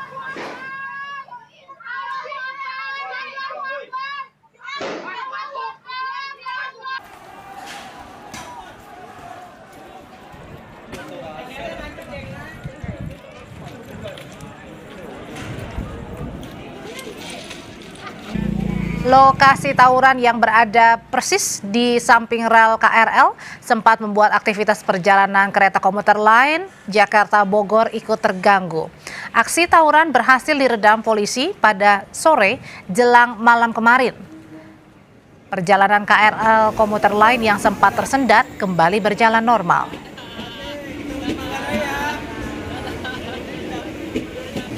Aku dikirimin video, ibu-ibu di ujung sana lagi pada duduk-duduk katanya dilemparin petasan. Nah makanya jadi pecah lah nih warga. Ya. Ini berapa lama Bu tadi tawuran berlangsung Bu? Kurang lebihnya aku kurang tahu karena kebetulan saya kan kerja, saya baru pulang, saya cuma dapat aduan dari warga aja. Nah, saya langsung pulang, saya langsung ke sini, tapi alhamdulillahnya pas sudah selesai gitu. Ini kereta keganggu atau gimana Bu tadi Bu? Sempat terganggu ya karena semua warga ke dalam rel untuk ini jadinya otomatis perjalanan kereta jadinya terganggu. Gubernur DKI Jakarta Pramono Anung angkat bicara soal tawuran antar kelompok yang terjadi di Manggarai. Pramono menyebut Pemprov DKI akan menyiapkan ruang berkegiatan untuk anak-anak muda di kawasan tersebut. Pramono juga menambahkan tawuran di Manggarai terjadi antar 2 kelompok anak muda yang dipicu karena adanya ketersinggungan. Pemprov DKI akan mencari solusi jangka panjang, salah satunya dengan menyiapkan sarana olahraga mulai dari tinju, kemudian ada bulu tangkis, futsal, hingga mini football.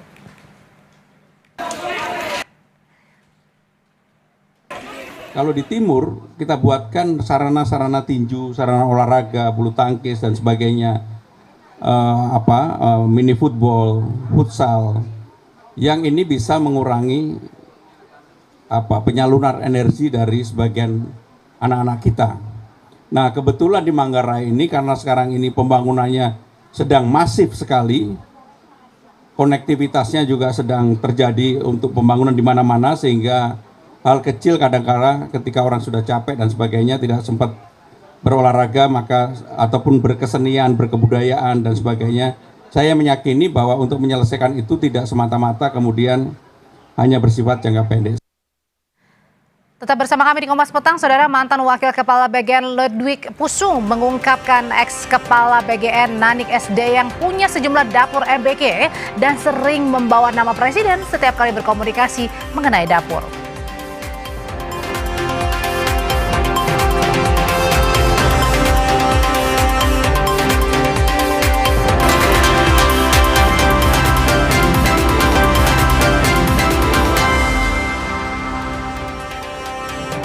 Saudara, mantan Wakil Kepala BGN Ludwig Pusung mengungkapkan ex-Kepala BGN Nanik SD yang memiliki sejumlah dapur MBG dan sering membawa nama Presiden setiap kali berkomunikasi mengenai dapur. Hal tersebut disampaikan Ludwig secara daring dalam sidang pra-peradilan di Pengadilan Negeri Jakarta Pusat pada Kamis kemarin. Tidak hanya mengungkap awal mula dirinya masuk ke BGN, Ludwig juga mengungkap jika ex-Kepala BGN Nanik SD yang memiliki dapur MBG. Ludwig juga bilang Nanik sering membawa nama Presiden setiap kali berkomunikasi dengannya terkait dapur tersebut. Kami bertiga wakil itu membantu Pak Dada. Namun sebelum itu, kalau saya menjelaskan ini, Ibu Nanik itu juga punya dapur. Dia setiap Sabtu dalam saya waktu itu. Dan dia gunakan itu. Namanya Pak Presiden, ini punya Pak Presiden, ini punya Pak Presiden. Ya, saya harus bicara apa adanya di sini, sehingga jelas ini. Ya, biar jelas semuanya ini. Hingga kini mantan Kepala BGN Nanik SD yang belum dipanggil untuk diperiksa Kejaksaan Agung. Namun pada akhir Juni lalu, Direktur Penyidikan Jaksa Agung Muda Tindak Pidana Khusus Syarif Sulaiman Nahdi menegaskan semua orang yang mengetahui tentang tata kelola MBG berpotensi diperiksa sebagai saksi, tak terkecuali Nanik SD yang. Namun Syarif menambahkan seseorang yang diperiksa sebagai saksi tidak serta-merta berarti melakukan penyimpangan atau tindak pidana.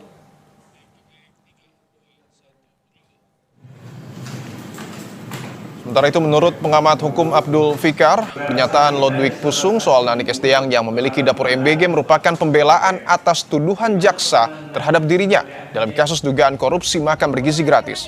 Sebab menurut Abdul tidak ada relevansi antara perkara yang tengah dijalani Ludwig dengan pemeriksaan terhadap Nanik. Namun Abdul juga menyoroti seharusnya penyidik kejaksaan dapat lebih peka dan bisa menindaklanjuti kesaksian dari Ludwig, sehingga Nanik SD yang dapat diperiksa dalam perkaranya sendiri. Bahwa dia bilang Nani SD yang itu punya dapur juga, itu tidak berpengaruh terhadap perkaranya dia. Tetapi informasi itu seharusnya ditindaklanjuti oleh penyidik. Kejaksaan bisa mengumpulkan alat bukti lain, keterangan saksi lain, ya termasuk keterangan Pak Ludwig Pusung itu, untuk memproses Nani SD yang kalau memang ada bukti bahwa mempunyai dapur itu bagian dari satu pelanggaran atau bagian dari satu tindak pidana korupsi. Nah, jadi dia akan diperiksa, akan diproses di dalam perkaranya sendiri.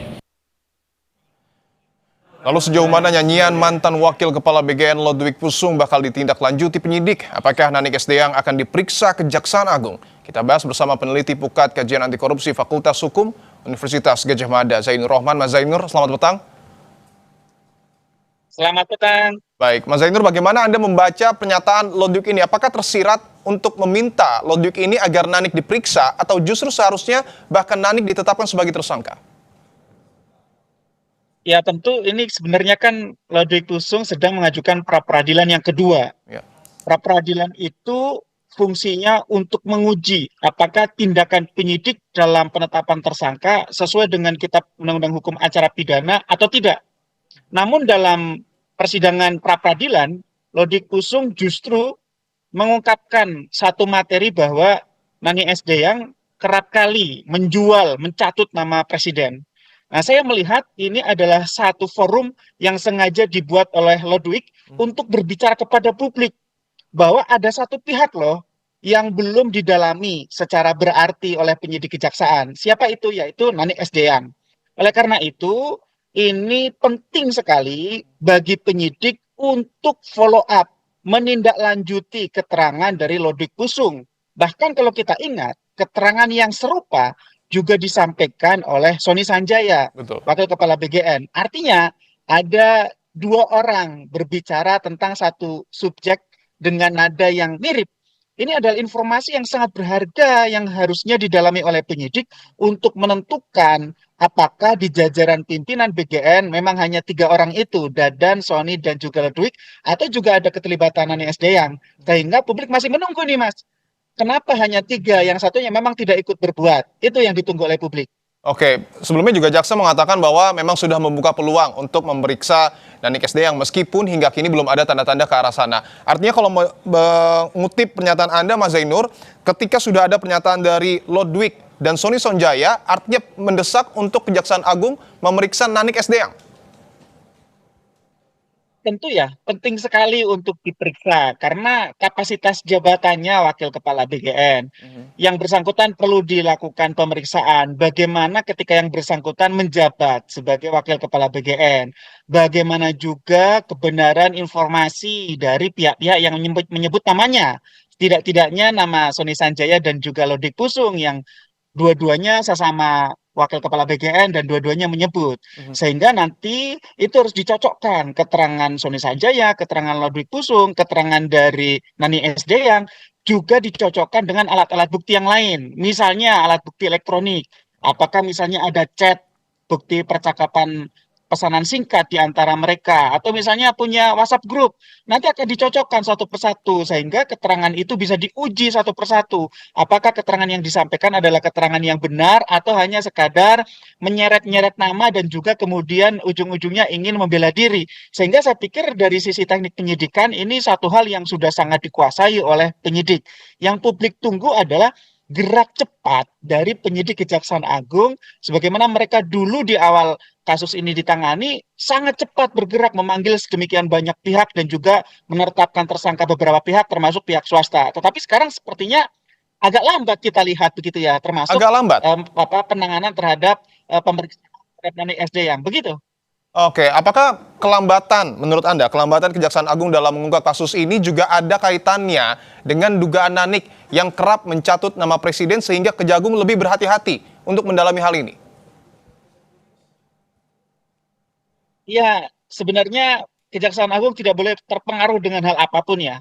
Orang boleh mengklaim misalnya atas nama presiden, mendapat perintah presiden, mendapat dukungan presiden gitu ya. Bahkan level Dadan itu pun adalah orang yang sangat dekat dengan presiden. Seharusnya kejaksaan tidak boleh terpengaruh dengan keadaan-keadaan tersebut. Yang harus difokuskan oleh penyidik adalah perbuatan materialnya. Apakah Nani Sdeyang ini ketika menjabat turut terlibat misalnya di dalam tindak pidana korupsi, apakah misalnya menjual belikan titik SPPG atau di dalam markup harga di dalam pengadaan barang dan jasa. Ya ada, kita tahu ya, ada pengadaan motor listrik, pengadaan ompreng, pengadaan segala macam begitu ya. Nah, yang ketiga adalah apakah ada persekongkolan yang dilakukan oleh Nani Sdeyang misalnya dengan mencatut nama presiden. Apakah itu digunakan untuk memuluskan memperoleh persetujuan untuk titik-titik baru SPPG yang ternyata dibawa sendiri. Kalau kita dengar keterangan Lodwig Pusung, Lodwig mengatakan bahwa Nani Sdeyang ini punya SPPG ternyata gitu ya. Artinya itu informasi yang sangat berharga, seharusnya didalami oleh penyidik. Jangan sampai misalnya ternyata memang benar ada konflik kepentingan tetapi dibiarkan begitu saja. Saya lihat ini WKBGN ini ingin adanya persamaan di dalam proses hukum yang dijalani di antara sesama mereka. Ya, tapi secara umum Mas Zainur melihat bagaimana kasus korupsi ataupun pengungkapan kasus korupsi MBG ini yang kemudian dilakukan oleh Kejaksaan Agung. Apakah Kejagung sudah cukup transparan? Ya, transparansinya memang berbeda-beda ya dari periode ke periode ya. Saya sangat apresiasi di tahap-tahap awal. Geraknya cepat, selalu ada update informasi, ada transparansi, menyasar pihak-pihak yang juga terlibat, termasuk terakhir pihak-pihak swasta gitu ya. Tetapi lama-kelamaan kita melihat ada semacam penurunan pace begitu ya, penurunan kecepatan. Ya, saya tidak tahu apakah karena untuk menangani yang sekarang sudah jadi tersangka saja sudah overload, ataukah juga terpengaruh misalnya problem internal di Kejaksaan pasca penetapan tersangka Febri Adriansyah ex Jampitsus oleh mereka. Jadi sebenarnya publik punya harapan. Segeralah Kejaksaan Agung untuk sidangkan perkara ini dan tidak lanjuti usut semua nama yang disebut, termasuk 41 nama itu. Baik, Gitu, kami Mas. sudah tangkap poinnya. Terima kasih Mas Zainur Rohman telah bergabung di Kompas Petang. Saudara, polisi membongkar pabrik yang memproduksi uang palsu pecahan Rp100.000 di sebuah ruko di Tangerang Selatan, Banten.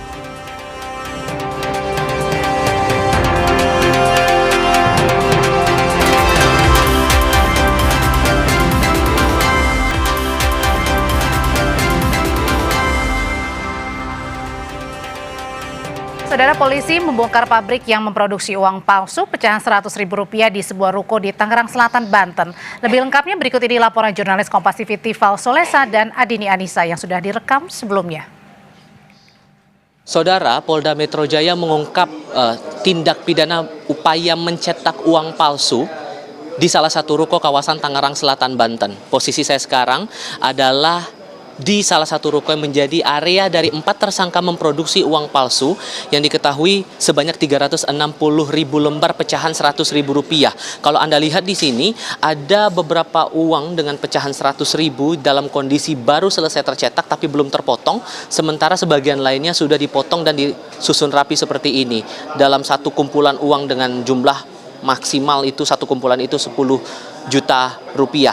Tidak hanya barang jadinya saja yang kami cermati di sini, tapi juga alat-alat produksi dipakai oleh para pelaku untuk melancarkan aksi mereka yang sudah berjalan sejak Maret 2026 lalu. Ini uang-uang palsu ini rencananya akan dicampur dengan uang asli yang sudah tersebar di sejumlah bank di sekitar kawasan Tangerang Selatan ini. Tapi apa persisnya mendorong mereka untuk melakukan aksi ini, termasuk juga 2 dari 4 tersangka yang ditangkap dalam kasus ini statusnya residivis. Apa yang membuat mereka kembali mengulang aksi yang sama? Saya sudah bersama dengan Direktur Reserse Kriminal Khusus Polda Metro Jaya, didampingi juga oleh Kasubdit Ekonomi Perbankan dari Ditreskrim Sus Polda Metro Jaya. Pak Victor, saya mau tahu dulu, ini kan dari 4 tersangka, ada 2 yang residivis, melakukan tindakan yang sama. Dari keterangan terakhir yang Anda dapat, alasan apa yang mendorong mereka melakukan aksi yang sama untuk kesekian kalinya ini?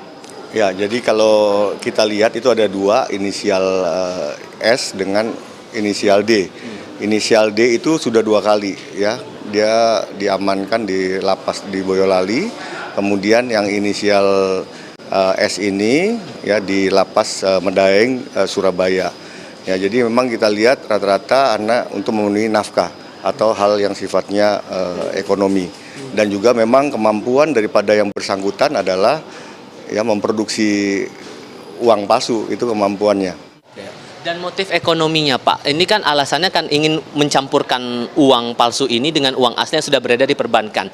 Tapi secara motifnya, Pak, keuntungan apa sebetulnya yang diharapkan dari para pelaku ini dengan mencetak uang palsu ini sebetulnya?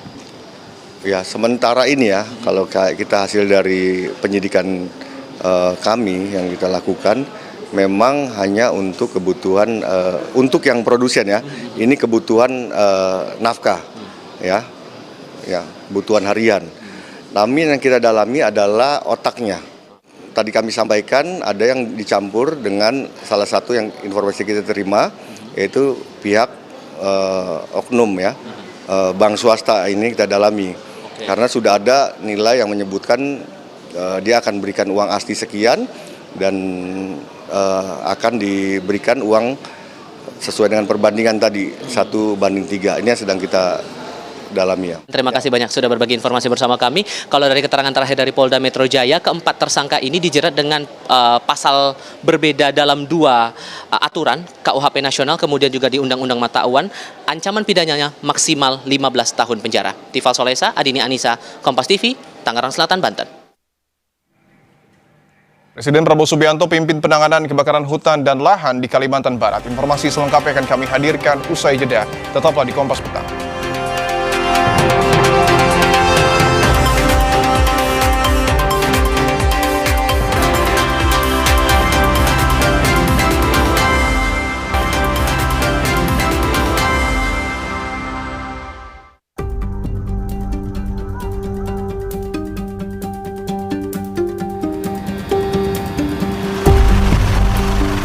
Untuk saat ini sangat parah, Pak. Dan udaranya membuat kami susah bernapas.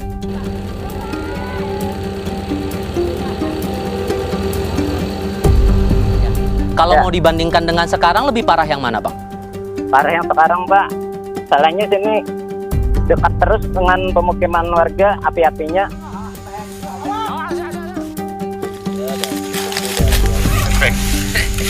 Makin hari makin meluas dan makin banyak lahan yang terbakar. Untuk sekarang api sudah selalu hampir mengenai pemukiman warga atau rumah warga.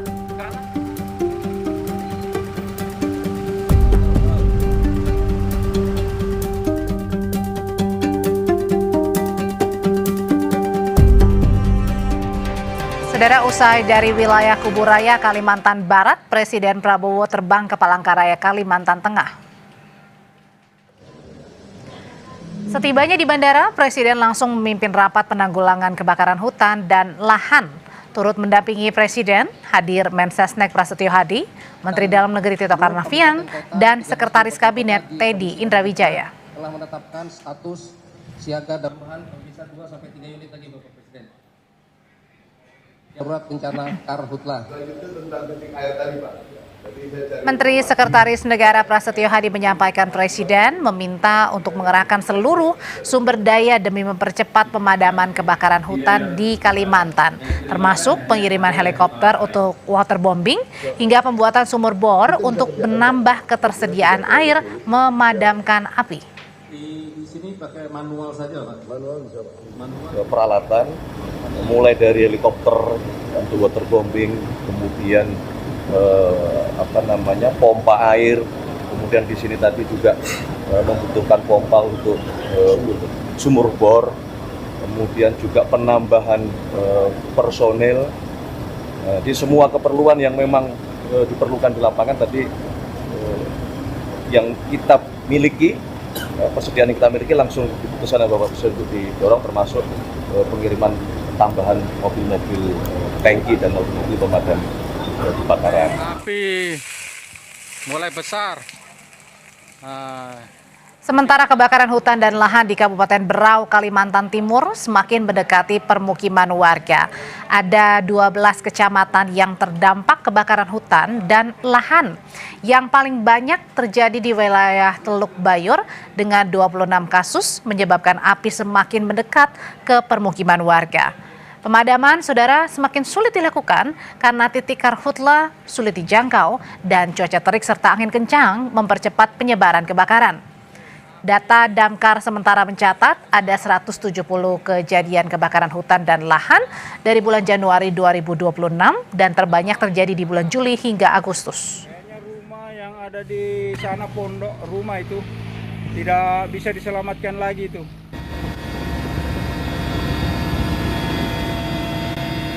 Mempercepat penanganan kebakaran hutan dan lahan di Kalimantan dan Sumatera, Satgas Udara melakukan pemadaman dari udara menggunakan waterbombing atau menjatuhkan air via helikopter. Pemadaman menggunakan waterbombing dilakukan di Kabupaten Sambas, Kalimantan Barat, dan di Provinsi Riau, Jumat kemarin. BNPB memetakan 6 prioritas provinsi penanganan kebakaran hutan dan lahan, di antaranya Kalimantan Barat, Kalimantan Tengah, Kalimantan Selatan, dan Riau. Prediksi puncak resiko karhutla terjadi hingga bulan September 2026.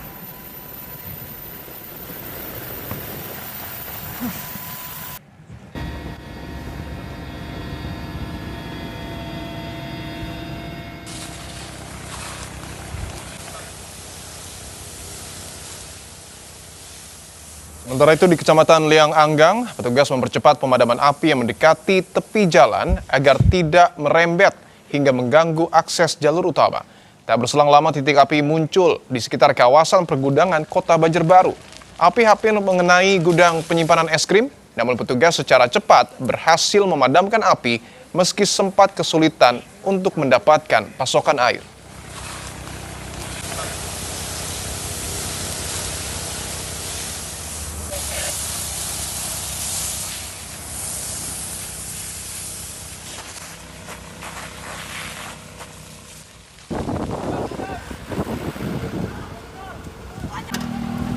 Baru Kalimantan Selatan, saudara, sebelumnya kebakaran hutan dan lahan kembali meluas mendekati permukiman warga pada Jumat sore. Api berkobar memasuki Jalan Handil Kuripan, Liang Anggang, Banjarbaru, Kalimantan Selatan dan membuat warga panik. Warga bersama petugas pemadam kebakaran berjibaku untuk memadamkan api dan menyelamatkan harta benda di rumah warga.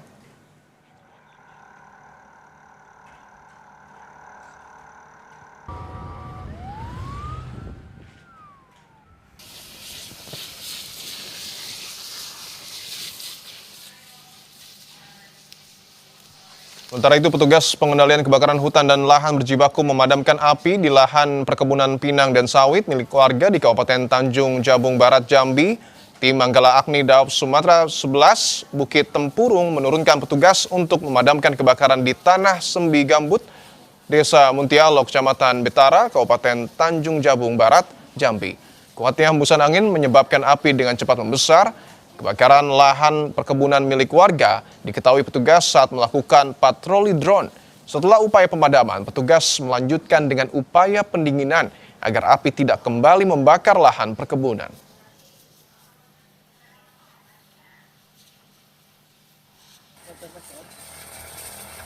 Tim Satgas masih berjibaku untuk memadamkan api. Kebakaran menyebabkan asap menyelimuti rumah warga. Saat kabut asap pekat, warga terdampak di Kampar berupaya mencari tempat aman untuk menghindari pekatnya asap. Proses pemadaman kebakaran hutan dan lahan masih dilakukan tim Satgas Gabungan Manggala Agni, BPBD, TNI, dan Polri. Petugas saat ini fokus memadamkan kepala api agar kebakaran tidak meluas.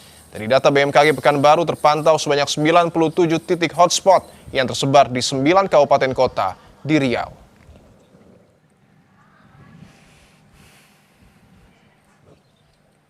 Kalau asap itu memang ya pekat lah, namanya kebakaran kayak gitu, ngebalik ke sini kan, rumah pun hampir tidak nampak kan ibaratnya kan gitu kan. Kalau malam sempat khawatir nggak Pak? Kalau malam ya khawatir lah, punya anak kecil, kalau asapnya kuat tentu kita pergi dulu kan, nggak mampu ngirup asap segitu. Kemarin Pak ada yang pergi keluar karena asap pekat? Ke BTN situ. Mengungsi atau apa? Enggak lah, ya lari aja, menjelang asap balik lagi ke sana gitu. Cari tempat aman. Ada yang aman aja. Gitu. Informasi lainnya akan kami hadirkan selepas jeda. Tetap bersama kami, saudara, di Kompas Petang.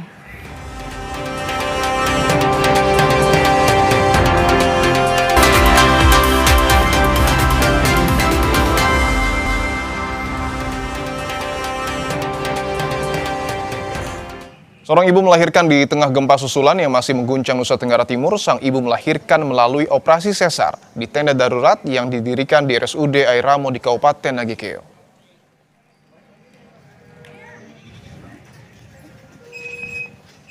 Saat mengungsi, seorang ibu hamil harus melahirkan melalui jalani operasi sesar di kondisi darurat. Namun karena rumah sakit Airamo terdampak gempa, sang ibu terpaksa melahirkan di tenda yang didirikan di dekat rumah sakit. Meski dengan fasilitas terbatas, sang anak bisa lahir dengan selamat. Keluarga pun senang di tengah gempa susulan yang masih melanda wilayah Nusa Tenggara Timur. Aduh, deg-degan karena cemas apakah bisa atau tidak, karena dengan alat seadanya, operasi juga di depan pintu masuk, dengan gempa yang getar juga berjalan terus. Petugas gabungan mengevakuasi sejumlah warga korban akibat gempa bermagnitudo 7,7 yang mengguncang wilayah Nusa Tenggara Timur. Medan yang sulit dan sejumlah jalan yang longsor akibat gempa membuat petugas mengevakuasi korban melalui jalur udara. Petugas menggunakan helikopter milik Basarnas untuk membawa korban yang terluka hingga patah tulang. Korban yang berada di wilayah Lambaleda Manggarai Timur ini dibawa ke Rumah Sakit Komodo Labuan Bajo untuk mendapat penanganan lebih lanjut.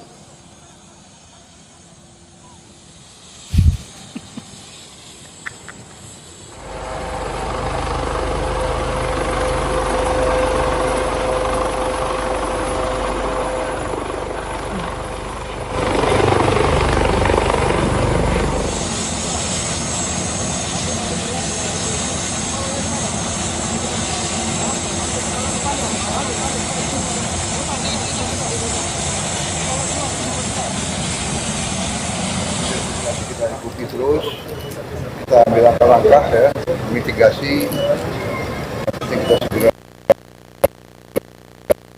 menambah titik api. Alhamdulillah ini berjalan terus. Semua pejabat melaporkan kebutuhannya, kita berusaha penuhi. Tiap hari kita tambahkan helikopter, alat-alat, mesin bor untuk air, semua perlengkapan kita penuhi lah. Jadi saya berharap kita segera bisa kembali kendalikan. Dan kalau kita lihat sejarah tahun-tahun, beberapa tahun-tahun yang dulu sangat lebih parah kita mampu atasi. Jadi saya percaya ini segera kita atasi. Oke? Terima kasih. Gimana Pak? Ada tindakan nggak sih Pak? Oh iya, harus kita tindak ya. Akan kita tindak. Kalau benar-benar terbukti, ya kita tindak.